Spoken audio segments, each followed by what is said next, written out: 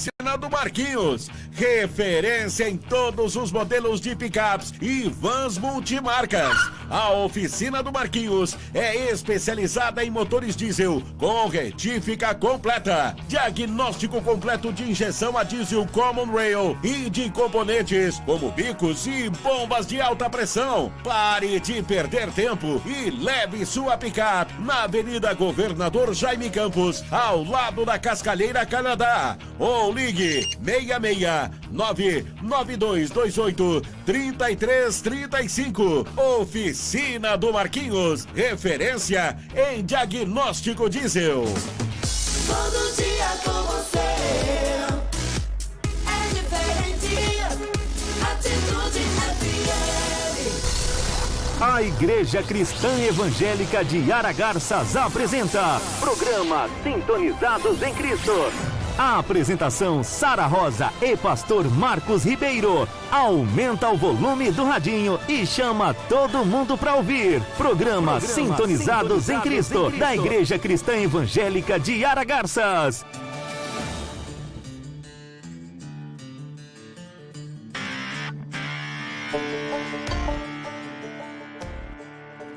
Bom dia, bom dia, bom dia! Começa agora mais uma edição do meu, do seu, do nosso programa Sintonizados em Cristo, que você sabe, vai ao ar todos os sábados, das 9 às 10 da manhã. Hoje são exatamente 12 de agosto e agora é 9 horas e 2 minutos. Satisfação ter você aqui mais uma vez como companhia nessa linda manhã de sábado para falar aqui da Palavra de Deus. Deixa eu dar bom dia aqui para os meus companheiros de mesa. Ao meu lado esquerdo, Chicão, bom dia! Bom dia, Sara, e bom dia a todos os ouvintes aí da Rádio Atitude FM do programa Sintonizados em Cristo. Vamos fazer de tudo para hoje nós conseguirmos falar que Deus sobre o tema te proposto. ouça. Vamos lá. E que Deus nos ajude, meu amigo. Ao meu lado direito, pastor Marcos. Bom dia, pastor. Bom dia, Sara, irmão Chicão, pastor Pablo, toda a nossa audiência. Tenhamos um programa saudável. Ai, que lindo. Bom dia, pastor Pablo. Bom dia, Sarinha. Bom dia, Chicão, pastor Marcos, os nossos ouvintes. É bom a gente estar aqui para mais um programa, né? Sempre com muita alegria, polêmicas e sangue no olho. Vamos lá. Vamos lá. E você já sabe, né? Nós queremos interagir com você no WhatsApp da rádio, nas nossas lives que estão sendo transmitidas, né, pastor? Facebook e YouTube, lá no canal da Igreja Cristã Evangélica de Aragarças. Então, se você quiser saber quais são os bastidores aqui do programa, é só acessar lá, mandar sua mensagem, nós queremos interagir com você. Aqui pela rádio no WhatsApp, você já conhece o número 0800 104 mil. Nós aguardamos a sua mensagem, as suas dúvidas, as suas perguntas, os seus comentários. Nós queremos interagir com você, tá certo? Hoje, mais uma edição da série de exposições aqui sobre encontros com Jesus. Vamos tentar terminar aqui o encontro de João Batista com Jesus e tudo que está relatado aqui no texto de Mateus 3. Mas antes disso, vamos orar. Vamos falar com Deus nessa manhã de sábado. Quero convidar o Chicão para fazer essa oração. Quase não sai. Senhor, nós te agradecemos, meu Pai, te agradecemos por essa manhã, pelo programa Sintonizados em Cristo, que o Senhor nos permitiu ter esse programa, meu Deus. Muito obrigado pelos ouvintes, que eles possam chamar outras pessoas para ouvir com eles, que em nome de Jesus pessoas sejam edificadas, sejam abençoadas, que nós possamos, meu Deus, trabalhar em prol da igreja, abençoar o teu povo, meu Deus. Que esse povo, meu Deus, possa terminar esse programa com mais conhecimento, que esse povo possa terminar alimentado com a tua palavra, Pai. Em nome de Jesus. Amém, Deus. Amém, amém, amém. Vamos lá para Mateus, capítulo 3. Vamos ler aqui o que diz o texto. Versículo 1. Naqueles dias, surgiu João Batista, pregando no deserto da Judéia. Ele dizia: arrependam-se, pois o reino dos céus está próximo. Este é aquele que foi anunciado pelo profeta Isaías. Voz do que clama no deserto, preparem o caminho para o Senhor, façam veredas retas para ele. As roupas de João eram feitas de pelos de camelo e ele usava um cinto de couro na cintura. O seu alimento era gafanhoto e mel silvestre. E a ele vinha gente de Jerusalém, de toda a Judéia e de toda a região ao redor do Jordão. Confessando seus pecados, eram batizados por ele no rio Jordão. Quando viu que muitos fariseus e saduceus vinham para ele onde ele estava batizando, disse-lhes: raça de víboras, quem lhes deu a ideia de fugir da ira que se aproxima? Deem fruto que mostre o arrependimento. Não pensem que vocês podem dizer a si mesmos: Abraão é nosso pai, pois eu lhes digo que dessas pedras Deus pode fazer surgir filhos a Abraão. O machado já está posto à raiz das árvores, e toda árvore que não der bom fruto será cortada e lançada ao fogo. Eu os batizo com água para arrependimento, mas depois de mim vem alguém mais poderoso do que eu, tanto que não sou digno nem de levar as suas sandálias. Ele os batizará com o Espírito Santo e com fogo. Ele traz a pá em sua mão e limpará sua eira, juntando o seu trigo no celeiro, mas queimará a palha com fogo que nunca se apaga. Então Jesus veio da Galiléia ao Jordão para ser batizado por João. João, porém, tentou impedi-lo, dizendo: eu preciso ser batizado por ti, e tu vens a mim? Respondeu Jesus: deixe assim, por enquanto. Convém que assim façamos, para cumprir toda a justiça. E João concordou. Assim que Jesus foi batizado, saiu da água. Naquele momento o céu se abriu, e ele viu o Espírito de Deus descendo como pomba e pousando sobre ele. Então uma voz do céu disse: este é o meu Filho amado, de quem me agrado. Muito bem, nós começamos a tratar desse texto, né, juntamente com o texto lá de Lucas, no programa passado. Mas hoje vamos começar com uma ideia aqui do versículo... qual que é o versículo aqui que fala que eu não é digno de levar as sandálias? Aqui, versículo 11. Mas depois de mim vem alguém mais poderoso do que eu, tanto que não sou digno nem de levar as suas sandálias. Vamos trazer essa perspectiva aqui. A gente tratou no programa passado que de Malaquias até essa época aqui, basicamente 400 anos sem Deus levantar um novo profeta. E quando João Batista é levantado por Deus, ele é levantado para preparar o caminho para o Messias. E ele traz essa mensagem de arrependimento. E aí ele faz essa declaração muito interessante, levanta a bandeira que nós conhecemos, né? Convém que ele cresça e que eu diminua. Só que depois, mais tarde, no mesmo livro de Mateus 11:11, eu acho, Jesus fala que dentre os nascidos de mulher, nenhum é maior que João Batista, é isso mesmo? Mateus 11:11 vai dizer, digo-lhes a verdade, entre os nascidos de mulher não surgiu ninguém maior que João Batista. Como que a gente pode ver essa questão da humildade de João Batista no sentido de reconhecer quem ele é e quem Cristo é, e essa declaração de Jesus acerca dele e do seu ministério? Certo. Eu percebo assim, ó, que é a ideia de humildade mesmo, a ideia não, né? João Batista tem essa humildade, mas acaba sendo um pouco do que a gente já falou no programa do sábado passado, né? Porque a gente está vendo que o povo de fato esperava o Messias, né? Aqui eles estavam esperando o Messias, estavam esperando Jesus, né? Só que eles ainda não sabiam quem era. A não ser João Batista dentro, como diz, dentro da barriga, né? Já remexia quando Maria estava perto, né? Que é o evento. Falando, então, até onde a gente vê o hino, falando assim, Maria, você é bem-aventurado, porque você tem dentro de você o que a gente estava tanto esperando, que é, de fato, o Messias. E aí a gente percebe que o que João faz aqui é que João é, de fato, o arauto, né? Aquele que vai só anunciar a chegada do rei. Antigamente, nessa época aqui, até na época dos romanos, sempre tinha alguém que ia na frente abrindo a estrada, né, para o rei poder passar, né, para a carruagem do rei poder passar. E então aqui João é esse cara que faz isso, né? Ele vem abrindo a estrada falando assim, eu não sou o rei está vindo, eu não sou o rei está vindo. E é exatamente aqui nesse momento que ele fala assim, agora o rei tá aqui, o rei chegou, né? Lembrando que o João Batista ele também havia sido pré-anunciado, né, pelos profetas que falaram sobre o Messias e falaram sobre ele, né, quando Isaías capítulo 40, né, lá no versículo 3, vai falar sobre a vinda também de João Batista, o surgimento dessa figura, né, importante. Ele diz, há uma voz que clama em meio à terra desértica, preparai o caminho para o Senhor, na estepe aplanai uma vereda para o nosso Deus. Malaquias capítulo 3, versículo 1 também, nesse o último profeta da revelação no Antigo Testamento, ele diz, né, eis que enviarei o meu mensageiro que preparará o caminho diante da minha pessoa. E então, de repente, né, o Senhor, a quem buscais, o anjo da aliança, a quem vós desejais, virá para o seu templo. E ele certamente vem, anuncia o Senhor dos Exércitos. Também no capítulo 4 vai falar de Elias, né? Eis que eu mesmo vos enviarei o profeta Elias, que vem com grande assustador, falando do Cristo, do Messias. E então, assim, nós temos evidências claras de que João Batista, ele é de fato aquele que veio preparar o caminho para o Messias, né? Conforme ele se manifestou. E como o pastor Pablo disse, ele, desde o primeiro momento ali da gestação de Isabel, sua mãe, quando Maria foi encontrar com ela, ele já se manifestou ali, reconhecendo que aquele que estava no ventre de Maria era de fato o Messias.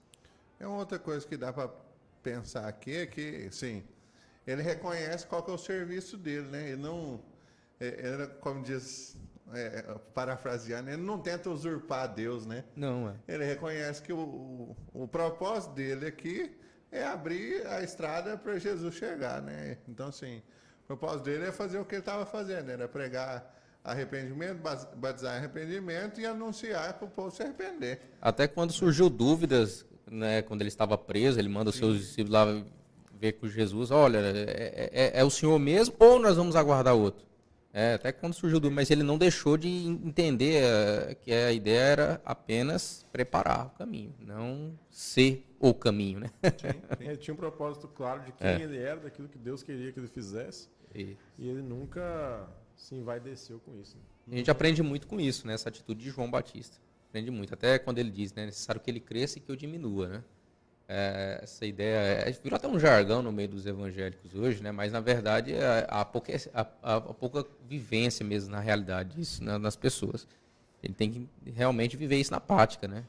Deixar que Cristo resplandeça, que a glória dele seja resplandecendo na nossa vida através de nós. Não é por nós, é por ele, né? Certeza. Quero mandar um abraço aqui pro irmão José. Foi José Mauro. O José Mauro, o irmão José Mauro, um abraço, meu irmão. Ele me disse uma coisa que há muito tempo a Elisa disse pro Chicão. Ele falou que eu falo rápido demais. Aí eu quero até pedir desculpa, que na hora da leitura eu comecei a ler bem rápido. Eu falei, ô irmão, desculpa.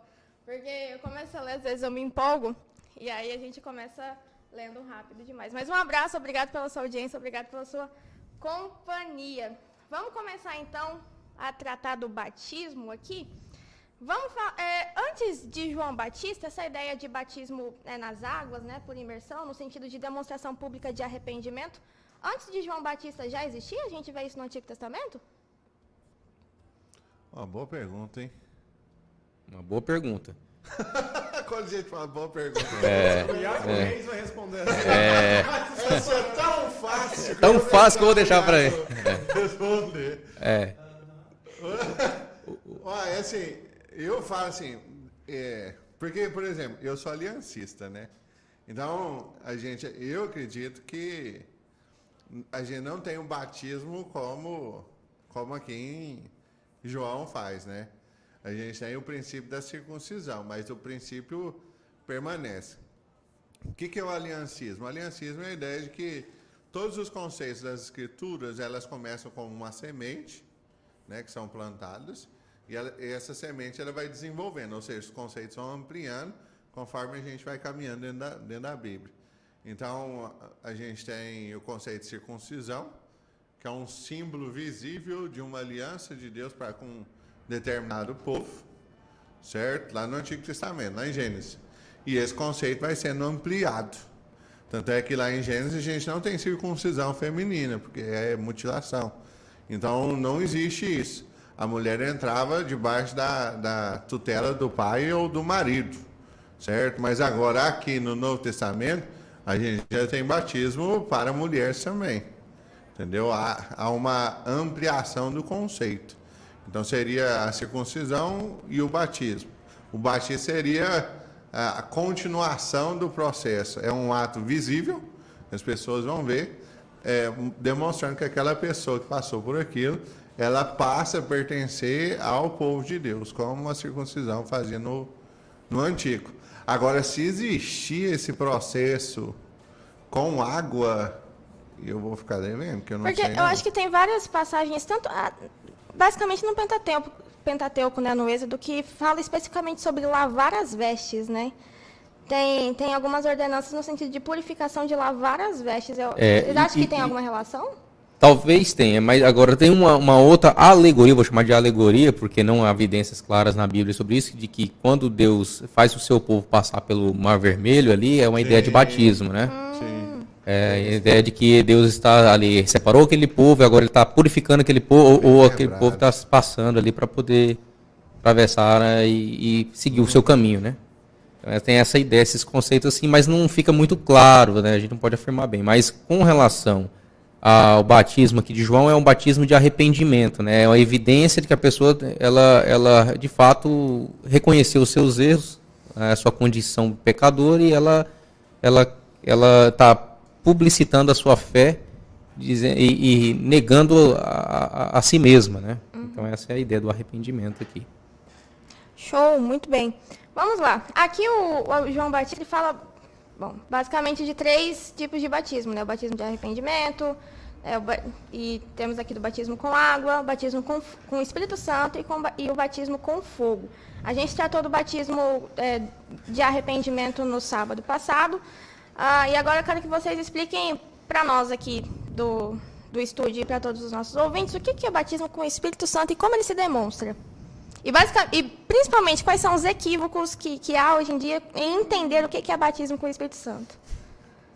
Deixa eu Marquinhos. Há uma ligação direta com Atos capítulo 2, né? Quando a descida do Espírito Santo, quando a promessa de Jesus se cumpre ali junto aos seus discípulos. Esse batismo com o Espírito Santo, nós entendemos, na minha linha de raciocínio aqui, teológico, entende que é a capacitação dos santos. O Espírito Santo de Deus foi derramado na vida dos servos dele, para que eles pudessem capacitar, como Atos capítulo 1 diz, né? Para vocês serão revestidos do alto, Jesus está dizendo lá para os seus discípulos, vocês serão revestidos do alto de poder, e vocês assim serão minhas testemunhas, aqui em Jerusalém, Samaria, a Judéia e até os confins da terra. Ou seja, o Espírito Santo é aquele que irá capacitá-los para que vocês possam fazer a sua função, exercer a sua função de pregar o Evangelho e, se possível, morrer por amor ao Evangelho. Então foi isso que, claro, ficou evidente, né, no Novo Testamento. Esses discípulos eles saíram, eles foram pregar o Evangelho, mesmo a tamanha perseguição, mas eles só foram capazes de exercer essa função, esse chamado, porque eles receberam o Espírito Santo. Sem o Espírito Santo eles não poderiam realizar. Até nós temos ali no Antigo Testamento algumas demonstrações de ação do Espírito Santo em determinadas pessoas, né? Deus os chamou, escolheu alguns profetas que foram movidos pelo Espírito de Deus para fazer aquilo, porque senão não teriam capacidade humana, né, para realizar a obra que fizeram, né? Pega Elias, pega Moisés. Então, se o Espírito Santo não estivesse ali agindo individualmente, a ideia desse derramar do Espírito Santo aqui já no Novo Testamento, quando Jesus se ascende aos céus e ele dá essa promessa, a ideia é de que agora o Espírito Santo foi derramado na sua plenitude para poder capacitar a sua igreja a permanecer, a ser fiel, a cumprir os mandamentos e seguir adiante até a vinda de Jesus, né? Essa é a ideia do batismo do Espírito Santo de maneira mais superficial, vamos assim dizer. Talvez o pastor possa... É isso mesmo. E a gente tem que entender assim, ó, que a Sara até pediu os contrapontos aí, mas vamos lá. Primeira coisa, todo cristão, se, como diz, você foi escolhido, seu coração foi regenerado pelo sangue de Cristo, você entende que você é pecador, todo cristão, ele é batizado com o Espírito Santo. Estou falando do cristão verdadeiro, que vai para o céu, sabe, que aqui foi salvo mesmo. Porque tem até o texto aqui vai falar, a gente tem o joio ali, né, no meio do trigo. Então, assim, o crente verdadeiro, ele tem o Espírito Santo.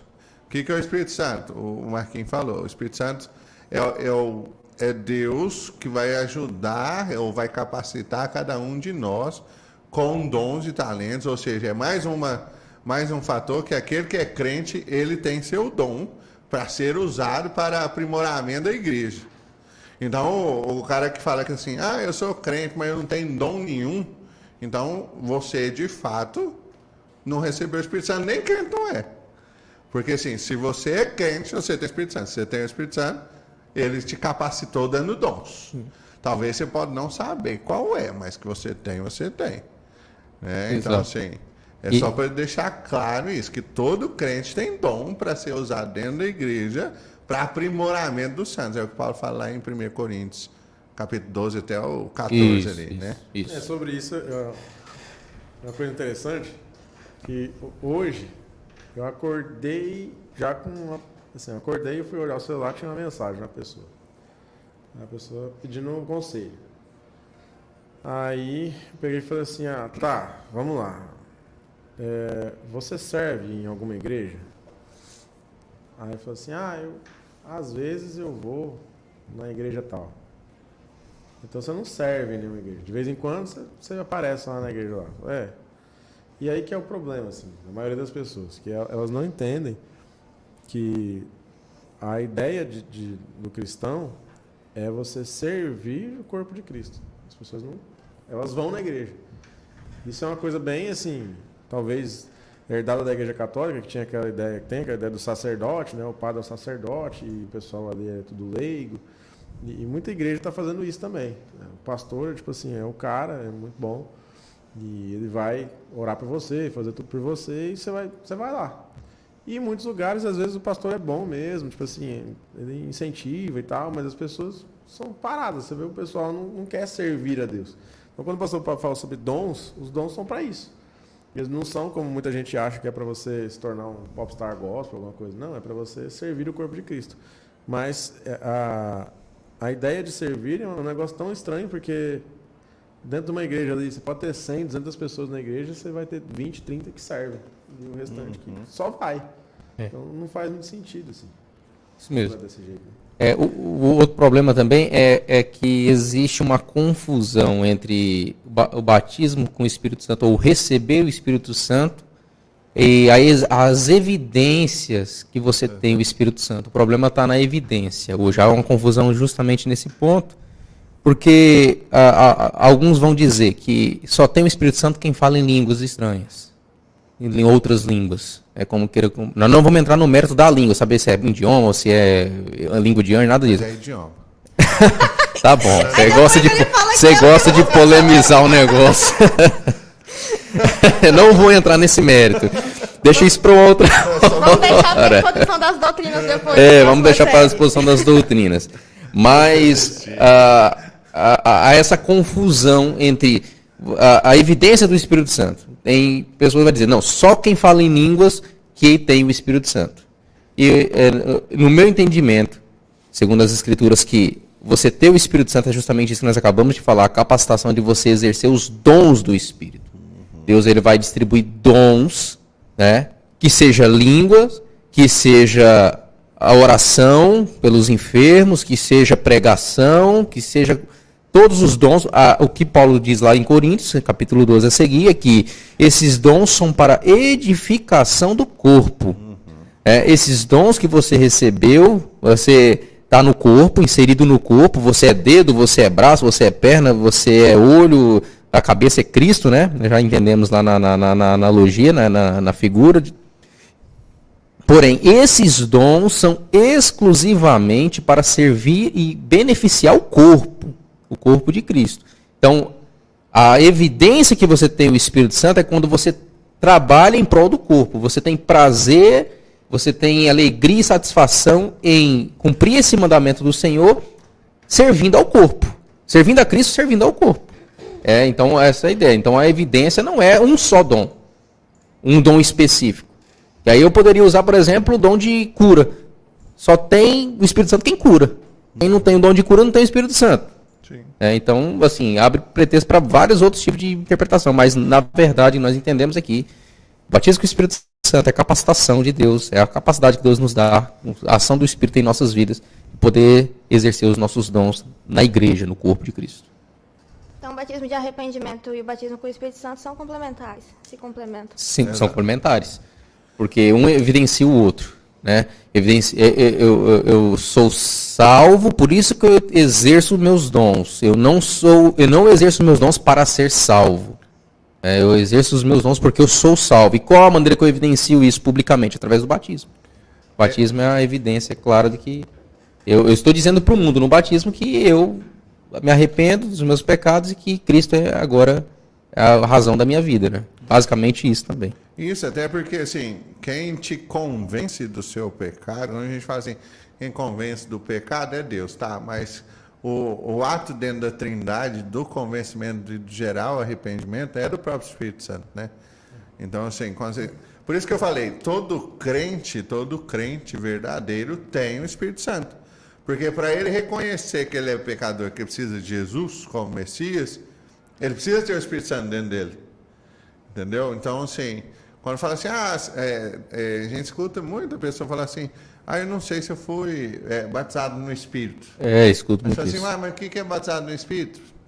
Aí a pessoa não sabe, porque a pessoa, é o que o Marquinhos falou aqui, ó, a pessoa entende que batizado no Espírito diz respeito a evidências que alguém falou, né, que você só vai ser batizado se você bater o checklist aqui e o principal é o falar em línguas. Entendeu? Mas não é isso. O principal checklist saber se foi batizado do Espírito, se você se arrepende dos seus pecados, se você confessa seus pecados e se você quer viver uma vida de santidade.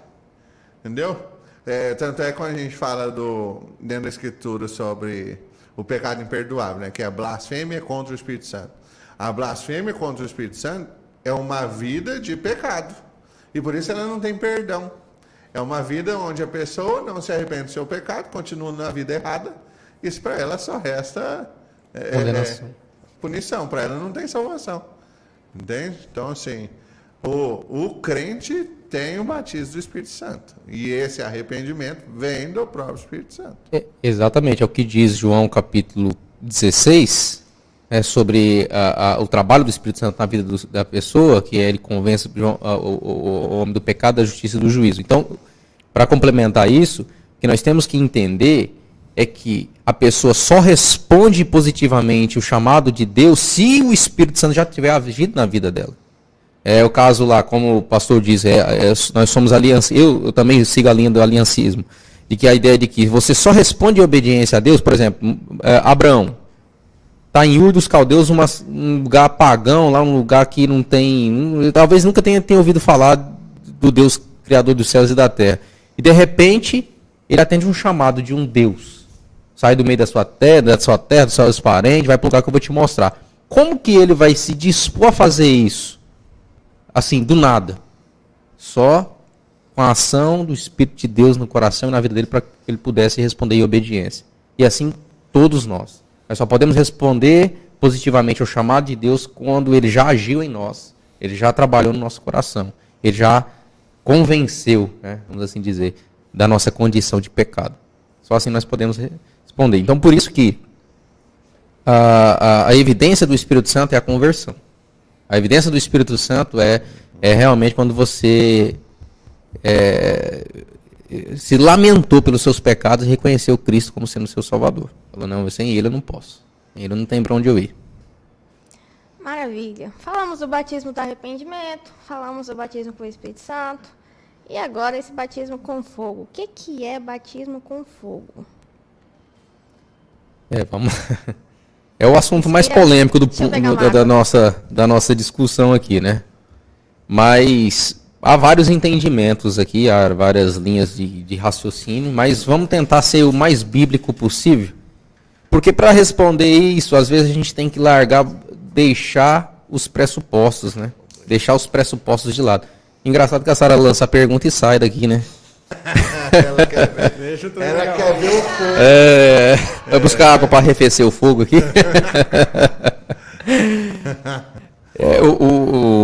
O meu entendimento bíblico, eu uso aqui Malaquias mais uma vez para responder isso. Malaquias capítulo 4, onde o profeta diz assim: pois com toda certeza, Malaquias 4, versículo 1, diz assim: pois com toda certeza vem o dia em fogo ardente, mais que uma fornalha. Todos os arrogantes, todos os maldosos queimarão como palha seca na fogueira. E aquele grande dia vem se aproximando depressa. Não sobrará raiz nem ramo algum. assevera o Senhor dos Exércitos. E aí vem João dizendo, versículo 11, eu, em verdade, vos batizo com água para arrependimento, primeiro batismo, nós falamos aqui do arrependimento, mas vem alguém mais poderoso do que eu, e ele tem 2 batismos para oferecer. Quais são eles? O Espírito Santo, nós acabamos de falar, e com fogo. Versículo 12. Ele traz a pá em sua mão e separará o trigo da palha. Recolherá no celeiro o seu trigo e queimará a palha no fogo que jamais se apagará. Diante dessa declaração de João Batista, fazendo uma ligação direta com o que Malaquias disse, nós entendemos que esse que tem na mão a pá, que é Cristo, que é mais poderoso do que João Batista, e João Batista está dizendo isso, ele tem 2 funções: salvar e condenar. A sua mão tem uma pá. Essa pá, ela vai recolher o trigo no celeiro, salvação, vida eterna, e essa mesma pá lançará a palha no fogo, e diz o texto que queimará no fogo e jamais se apaga. Condenação. Então, no meu entendimento, batismo com fogo, nesse contexto, ele é condenação. Ele não é uma bênção. Ele é condenação, lembrando de Malaquias 4, onde diz que esse dia, vem o dia em fogo ardente, que é mais quente do que uma fornalha, e todos os arrogantes, todos os maldosos queimarão como palha seca na fogueira, e aquele grande dia vem se aproximando depressa, e não sobrará raiz nem ramo algum, diz o Senhor dos Exércitos. Então, no meu entendimento, batismo com fogo aqui é condenação. O que nós temos que entender? O que acontece? Às vezes a gente fica com uma coisa muito, muito enraizada no nosso coração, os nossos pressupostos, ou aquilo que nos ensinaram no passado lá. A ideia de que quem condena é o diabo.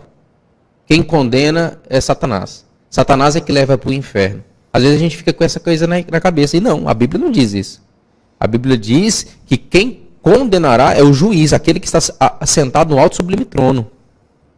Ele vai desatar, ele vai tirar os selos ali. E a condenação vem dele. É ele que lança no inferno. É ele que lançará no inferno o diabo, seus anjos e aqueles que serão condenados vão ser lançados no lago de fogo.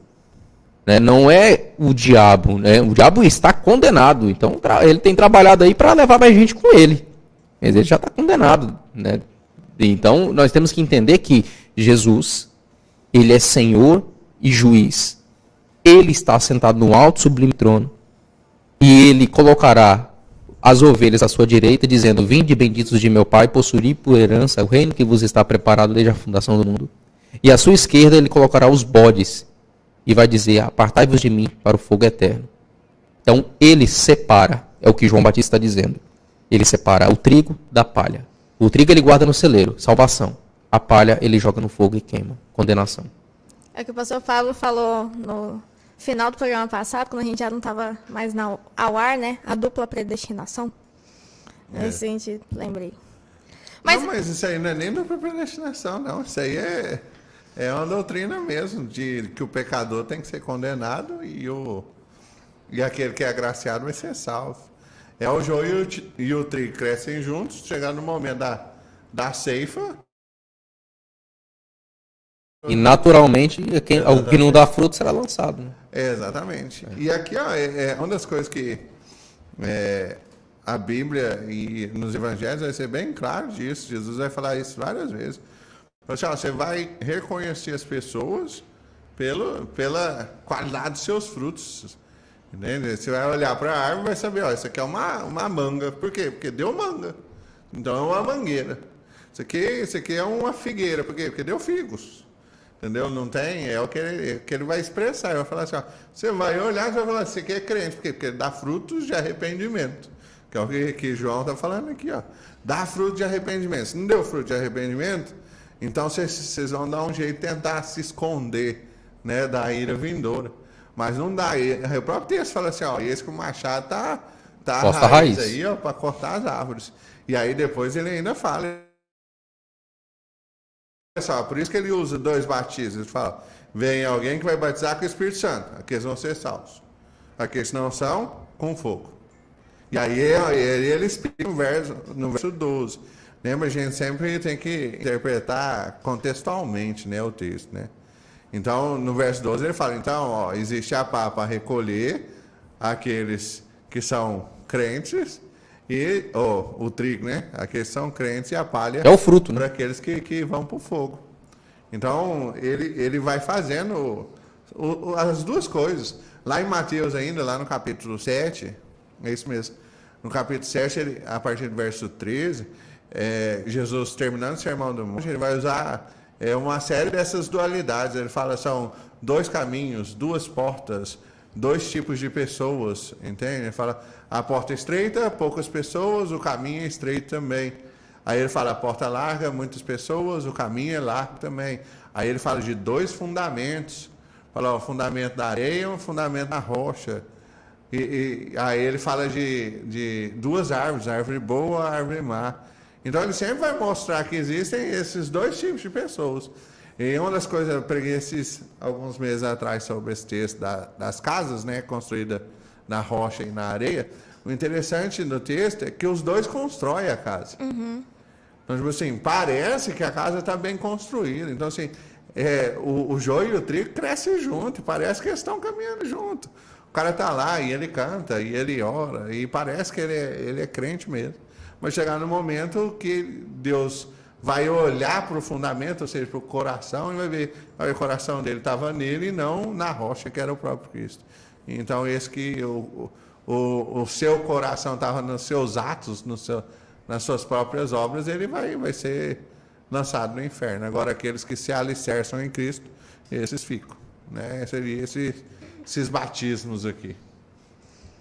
Eu acho que vale a pena a gente falar que essa interpretação não é unânime, certo? Eu acho que a gente pode trazer isso até para esclarecer um pouco do sentido da palavra fogo nas Escrituras. Né? O pastor Pablo, o pastor Marcos entendem que nesse contexto aqui o batismo com o Espírito Santo é uma demonstração de graça e o batismo com fogo é uma demonstração de juízo.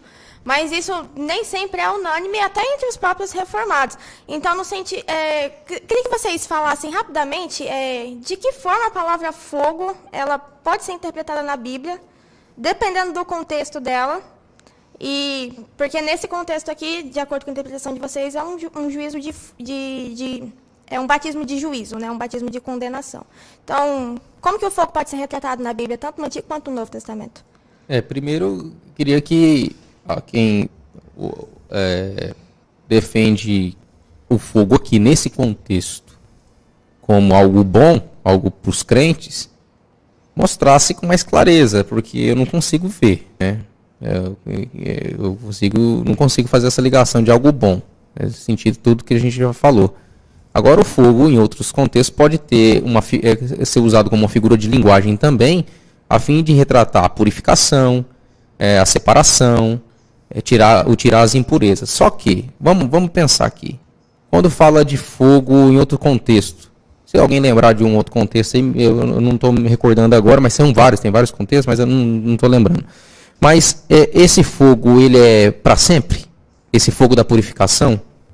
Ele fica lá queimando o tempo todo, é para sempre? Há essa declaração em esses outros contextos? De que esse fogo que vem para purificar, ele fica queimando para sempre? Acredito que não.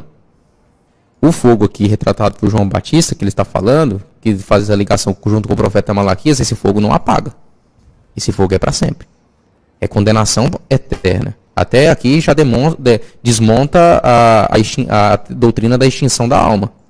Se o fogo é para sempre, então para que sentido, se não teria mais ninguém lá para queimar, por que sentido teria de ter ficar aceso para sempre? Por toda a eternidade. Então, nós temos que entender que quando há um contexto, uma figura de linguagem relacionada a fogo com o sentido de purificação, é uma questão ali temporal.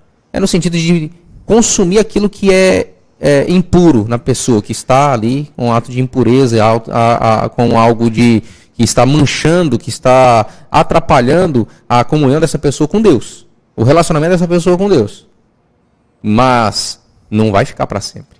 É algo transitório, é algo temporal. É quando você olha assim, nessa perspectiva, é porque existe o fogo que é colocado como prova, né? Como teste, né? É uma Aí, prova de fogo, né? Isso, aí falam assim, ó, vocês vão ser provados no fogo por determinado... Mas igual você falou... Como Sadraque, Mesaque e Abednego lá. No momento. É. Não é um fogo contínuo. É, porque o texto diz aqui fogo contínuo, né? Sim, o É. texto usa fogo, no grego aqui é inextinguível. Ou seja, Não vai apaga, não apagar apaga. nunca. É. Então ele vai ser queimado, mas nos outros textos pois é, o problema é que assim, ó, o cara pega só a palavra fogo e interpreta todos como se fosse A mesma coisa, como o mesmo se fosse sentido. a mesma coisa, o mesmo sentido. Existe o fogo de prova, de teste, né? Por exemplo, lá em Apocalipse fala que as igrejas passariam por provas, por testes, que o objetivo desse teste, de fato, é refinar o crente. Então, assim, por isso que eu falo assim, ó, sempre que a gente enxerga fogo dentro da Escritura, tem a ver ou com purificação, só que a purificação do fogo é o quê? É queimar as impurezas. Então, se Deus está purificando aqui a igreja, ou o seu povo, ele está queimando aqueles que não lhe pertencem. E é só por um período, né? Exatamente. Não é eterno, né? Exatamente. E aí, aqueles que não são salvos, esses sim vão queimar inextinguivelmente, né? Sim. É o que Jesus fala lá em Mateus 24 também, quando ele vai falar, definir sobre a condenação, o juízo final, né? Ele vai deixar claro isso, que o fogo ele não se apaga. Esse fogo é condenação. Então, eu acredito que seria mais sensato a gente olhar para o contexto. Sim, sim. Né? Olhar para o contexto e certeza. para poder você ser o mais honesto possível. Eu acho que o que nos atrapalha muito, pastor Pablo, é às vezes os pressupostos, sabe? E o preconceito que nós temos em abrir a mente para entender o que diz as escrituras, né? Lá o eunuco lá da rainha voltando para casa depois da adoração, ele tá lendo, mas não tá entendendo, né? Não tá compreendendo. Aí Filipe chega ali e fala: entendes o que lês, né? Tem até um livro, né? Sim. Entendes o que lês? A ideia de que você precisa ser esclarecido pela própria palavra de Deus, deixar a palavra de Deus falar com você, e deixa os gurus espirituais de lado. E ouça a voz de Deus, a palavra de Deus. Olhe para o texto, estude o texto. Tem muitos recursos hoje, muitas ferramentas para a gente poder estudar a Bíblia. Né? Muita coisa boa, vários pontos de vista. E você, através da ação de Deus no Espírito Santo, você vai sendo esclarecido dessas verdades. Né? Não seja duros de coração a ponto de dizer não, achar que essa verdade é a verdade absoluta e pronto, acabou. Não, tenha essa consciência de estudar a Bíblia contextualizando. Assim, o que não pode acontecer é a gente pôr o nosso querer dentro do texto, né? Isso. Só isso. Eu quero que seja assim. A terceira vai dar certo. É porque a gente tem que passar para o nosso patrocinador. Opa! O nosso intervalo comercial é rapidinho. É o Supermercado Reis, ele que fica ali no Nova Barra. Eu já fui lá, viu? Já foi Sábado lá? passado eu fui lá. Conheceu o Reis? Conheci. Olha Até só. comprei os trem lá. Olha, o Reis que é um baita de um comerciante, rapaz. Pensa num cara bom, hein? Cara Coisa bom, boa. Vai crescer top. muito. Então. Não, já tá crescendo. Quando eu fui lá a primeira vez, era um mercado, uma mercearia pequenininha, o negócio cresceu, rapaz. E vai crescer mais. É porque ele me contou coisa que eu não posso contar por aí. Isso. Mas o negócio tá crescendo. Tem projetos muito bons aí pro Supermercado Reis. Olha, coisa top de linha. E ali é tudo bem trabalhado. Você vê as prateleiras ali tudo arrumadinho. O cara é organizado, negócio muito bem feito. Dá gosto de entrar lá no Supermercado Reis. Parabéns pelo seu trabalho. Você que não conhece, vai lá no Nova Barra. Procura pelo Supermercado Reis, ali todo mundo sabe. Inclusive, uma irmã da igreja lá, pastor, falou assim: eu não sabia que o Reis patrocinava a rádio, não. Agora eu só vou comprar lá. Falei: olha só que coisa. Você vê, né? Maravilha. Vamos lá, então, para nossa propaganda do Supermercado Reis, que eu vou te contar. Vou falar um negócio para vocês. O cara que escreveu isso, ele é bom, hein? Ele é muito bom. Vamos lá. Tá falando dele mesmo. Os moradores da cidade de Barra do Garças relatam ter encontrado um local inusitado. Segundo as informações que recebemos, ele fica na Rua Diamantino, esquina com a Rua Piaba, no Nova Barra do Garças, próximo à Praia do Bosque. Nossa equipe já está no local. Eles alegam ter visto um freezer cheio de carnes suínas, bovinas e frangos. Os moradores informaram que o lugar conta com frutas e verduras fresquinhas e promoções toda sexta-feira. Eles o chamam de Reis Supermercado. Mais carinho por você.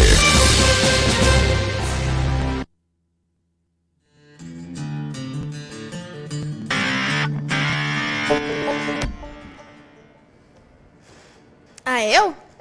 Você é apresentador do programa? Não, é que nas outras vezes, todas as vezes que a gente voltava do comercial, era você que continuava. Porque eu estava Aí eu... passando na sua frente, eu estava desobedecendo. Briga. A gente que é o polêmico. Tá sendo desrespeitoso, sabe? Imagina, gente. O pessoal da live tá quietinho aí, fala alguma coisa aí, gente. Tá tudo bom o áudio, estão ouvindo bem? Vou dando feedback aí. Olha só, Pastor Marcos, você estava no raciocínio antes do comercial, eu queria que você... Não lembro nada, não. Ih, já era então. Já era então. Mas então vamos lá, a gente pode ir para o batismo de Jesus então? Temos 14 minutos até o programa findar. É que bom, né? Ó, Paulo, deixa eu mandar um abraço aqui, pessoal da live, né? O nosso irmão Rafael, mano, lá de Cuiabá, tá nos ouvindo, nos assistindo aqui pela live, mandou... Hoje dia 9 foi aniversário dele. Isso, ele disse aqui, é verdade. Ah, mandei os parabéns pra ele lá no Facebook, mandava agora de novo. Quero meus parabéns. Dia 9, completei 34 anos. Parabéns, meu irmão. Deus abençoe você. Que Deus possa dar muitos anos de vida pra você, né? Nossa. Ah, deixa eu ver o que ele disse aqui. Meus irmãos, o áudio tá top, bacana. É sempre bom vocês mandar o feedback pra gente aí, porque uma coisa é aqui dentro do estúdio, né? Outra coisa é o que vocês estão ouvindo aí. Talvez vocês estão ouvindo algumas heresias e não é aqui dentro do estúdio, viu? Deixar claro. Deixar claro. A áudio do pastor Pablo estava saindo baixo. Eu acho que o microfone do senhor está baixo ou o senhor está longe do microfone. É o pastor Pablo está longe do microfone. Briga com ele aqui, irmã Cleonice Borges. Às vezes a gente vai falando e vai afastando do microfone, né? Também tem Suelene Maria mandando bom dia. E a Nova Barra, essas duas. essa aí, ó. turma lá de Nova Barra, lá da igreja presbiteriana. O vírus passou Pablo. E aqui a irmã Cleonice Borges, também ela tinha mandado aqui o paz e graça, bom dia então a todos vocês. É bom vocês compartilhar aí a transmissão, participar. Tem sempre alguém precisando ouvir aquilo que está sendo trabalhado aqui, isso é muito bom, né? Então Deus possa abençoar cada um dos nossos internautas. Vamos lá então para o batismo de Jesus, versículo 13. João indaga, né? Quando Jesus vem até ele para ser batizado por João, João faz a pergunta: eu preciso ser batizado por ti, e tu vens a mim? Respondeu Jesus: deixe assim por enquanto, convém que assim façamos para cumprir toda a justiça. E João concordou. Eu sei que o pastor Pablo já falou a respeito do batismo de arrependimento sendo personificado em Jesus, né, mas eu gostaria de tratar sobre para cumprir toda a justiça. Né? O que o batismo de Jesus tem a ver com essa frase aqui? Para cumprir toda a justiça. E por que João indaga Jesus a respeito dele batizá-lo? É porque o próprio João já reconhecia falando, olhando para Jesus como o Messias, não tem sentido de João batizar Jesus, entendeu? No sentido de falar assim, lembra, eu expliquei no sábado passado isso, falando assim, ó, que o batismo de João era um batismo para arrependimento de pecados. Então você tem o próprio Deus encarnado, que não tem pecado, logo não faz sentido nenhum batizá-lo, né? Humanamente pensando, né? Uhum. Então, o João está falando assim, ó, eu não tenho por que batizar o senhor, pelo contrário, é eu que estou precisando, porque eu que sou indigno, entendeu? Eu que estou precisando. Talvez João tenha pensado assim, isso não está no script não, os profetas não falou isso não. Tem alguma coisa aí, né? E aí, Jesus fala, não, vamos fazer conforme deveria ser feito. E aí, eu acredito piamente que esse fato de cumprir toda a justiça diz respeito àquele processo pelo qual o próprio Cristo se arrepende pelos pecados que eu e você não nos arrependemos plenamente, né? Então, eu acredito, além de cumprir o que está relatado dentro das... Seria um ato de batismo perfeito? Uma pessoa que realmente... Porque nós batizamos num ato, né, nessa, que é um dos sacramentos que nós cumprimos, essa ordenança, né, é o batismo, e ali estamos publicamente demonstrando que nós estamos arrependidos pelos nossos pecados, que nós servimos a Cristo. Mas nós continuamos pecando, porque somos pecadores ainda. E Jesus, ele batiza como sendo perfeito, né, nesse ato representativo, representando o segundo Adão, representando a humanidade agora ali perfeitamente, como deveria ser. E dando esse ato público, né, aos demais ali. Olha, né, estou representando as pessoas. Vamos falar no sentido alegórico, espiritual que seja, né? Representando as pessoas. Seria mais ou menos isso. Sim, porque ele é o representante federal, né? Quando a gente fala de federal, é aquele representante integral da humanidade. Tal como Adão foi o primeiro. Paulo fala isso lá em Romanos 5, né? Isso.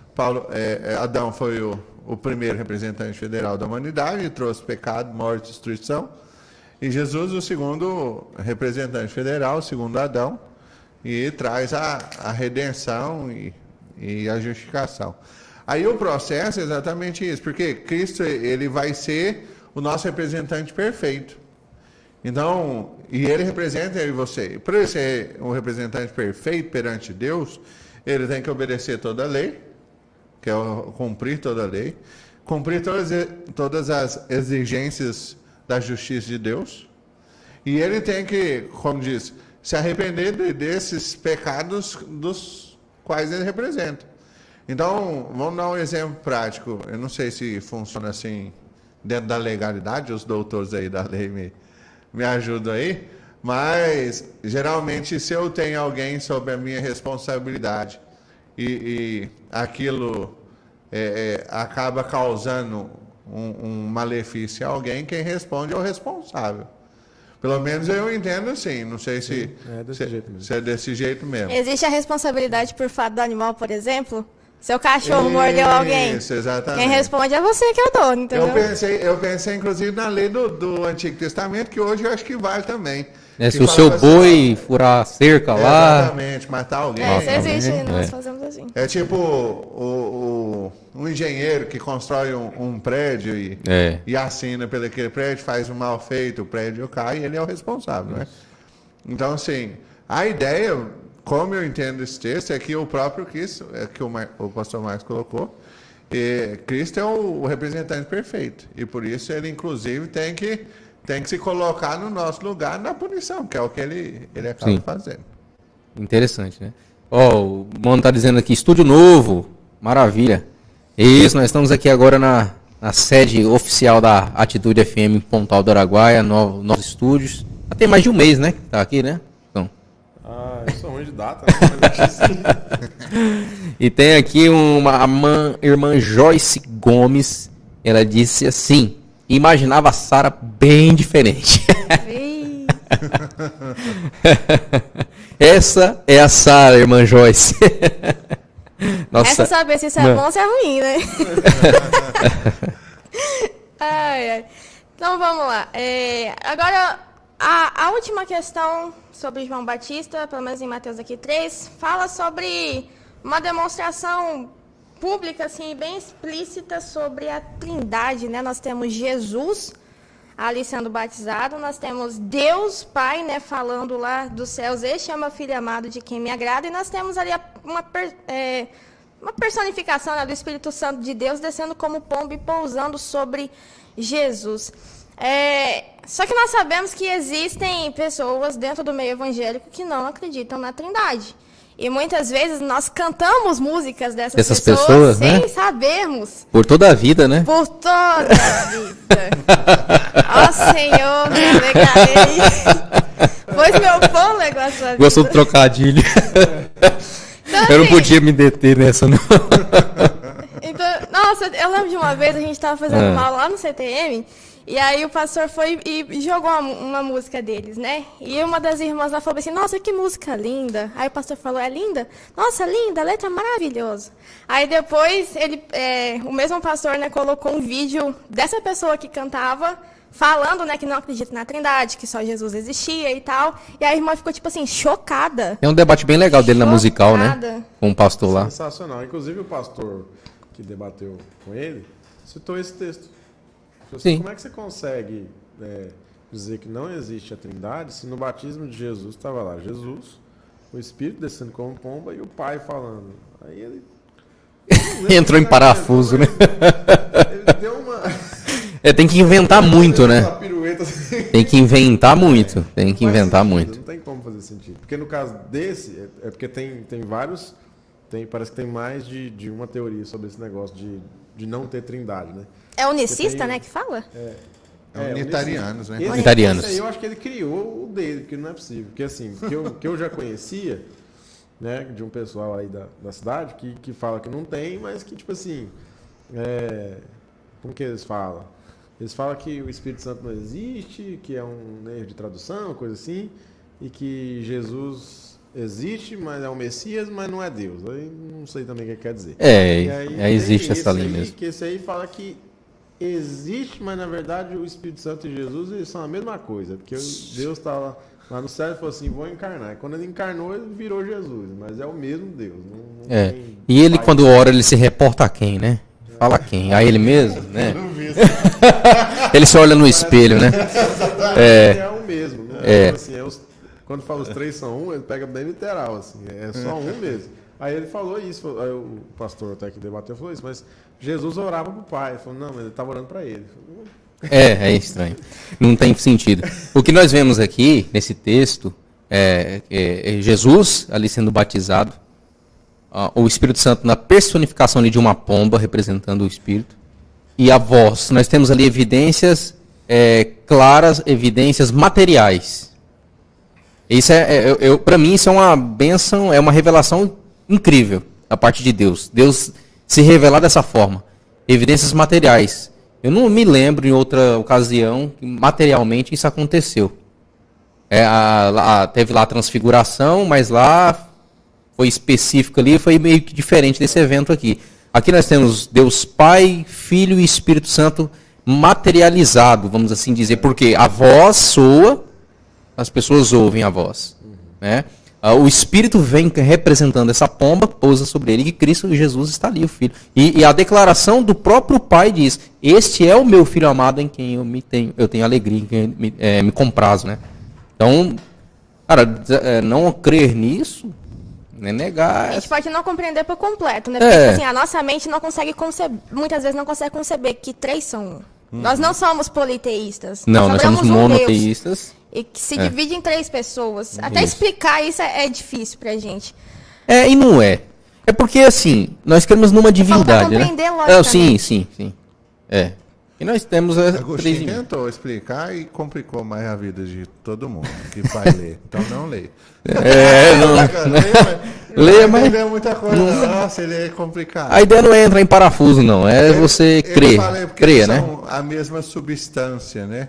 Assim, a mesma substância, só que são pessoas diferentes. E a ideia, Agostinho, vamos tentar simplificar o que ele fala. Seria tipo a água nos seus três estados, O Adalto Lourenço fala isso. O sólido, o líquido e o gasoso. Isso. Mas os três são H2O, só que... Passado, presente, futuro. A matéria, né? Sólido, líquido e gasoso. Prótons, elétrons e nêutrons, né? Então essa ideia da 3 em 1 está tipo assim, que Deus, como Adalto Lourenço afirma isso, né? Que ele é um cientista cristão. E ele afirma dizendo que Deus ele deixou esse registro, essa assinatura dele na sua criação. E eu acredito, claro. O Marcos Eberlin também fala. Marcos Eberlin, né, que um dos principais adeptos no Brasil da design inteligente, né? E a Bíblia vai falar isso direto. Paulo fala isso lá em Efésios capítulo 1, né, verso 3 até o 14, que ele tem Deus predestinando, Jesus efetuando salvação, o Espírito Santo aplicando a obra, né? A salvação. Então, A Escritura é recheada de trindade. Então, a trindade de fato existe. Agora, se as pessoas vão acreditar na Bíblia, já não depende da gente, né? Muito bem. E a gente encerra o programa de hoje, conseguimos terminar isso. E sabe o que é legal? Porque a gente, acho que já é um consenso que nós vamos terminar aqui a série Encontros com Jesus para começar a série Doutrinas. Eu acho que a gente série Polêmicas? Doutrinas. Doutrinas. E eu acho que a gente não poderia finalizar Encontros com Jesus com um personagem assim, melhor, porque deu como é que fala? A ligação certinha. Nós falamos de tantas doutrinas aqui, né? Da eleição, da trindade, falamos do Espírito Santo. Então, até do pecado nós falamos, né? Do pecado, concatenando tudo com a... Uma introdução. É uma introdução muito boa, foi muito legal. Foi muito bacana. Como que fala? Sem prever isso aconteceu, né? Sem prever já... Jesuscidência, né? O Paulo César manda um bom dia a todos da bancada. É uma satisfação estar acompanhando aqui, aprendendo mais com os irmãos. Amém, meu irmão. Obrigado. E lembrando que amanhã, dia 13 de agosto, dia dos bigodudos. Os pais. Amanhã, dia dos pais. Quero mandar um abraço a todos os pais. Eu me coloco como pai. Também sou pai. Louvo a Deus por essa oportunidade. E eu tenho que dizer, sempre que o camarada só amadurece depois que tem uma família, forma uma família e se torna pai. Um homem precisa ser pai para amadurecer completamente. Acho que é isso. Né? Hoje nós estaremos lá em Firminópolis, comemorando 122 anos da Igreja Cristã Evangélica no Brasil, lá no evento. Então, daqui a pouquinho a gente está saindo para lá. A Presbiteriana tá em festa também, não tá? 184 anos? Eu acho que é 100... Deixa eu olhar aqui, que eu não sei de cabeça. Perdeu até a conta já. A Igreja Cristã Evangélica... A Igreja Cristã Evangélica completando 122 anos de existência aqui no Brasil. E a Presbiteriana 184, eu acho. Desde 1901, né? 163, né? 163. Nossa, eu dei 20 anos a mais. Tá bem idosinha essas igrejas, né? Tá hora de inovar, vamos mudar esse negócio, vamos inovar. Church, vamos tirar essas negócios de Bíblia, esse negócio, vamos pôr outra coisa lá. É isso mesmo. Vamos lá. Frederico Carlos Wilhelmans, alguém conhece? Pai do nosso pastor Pablo aqui.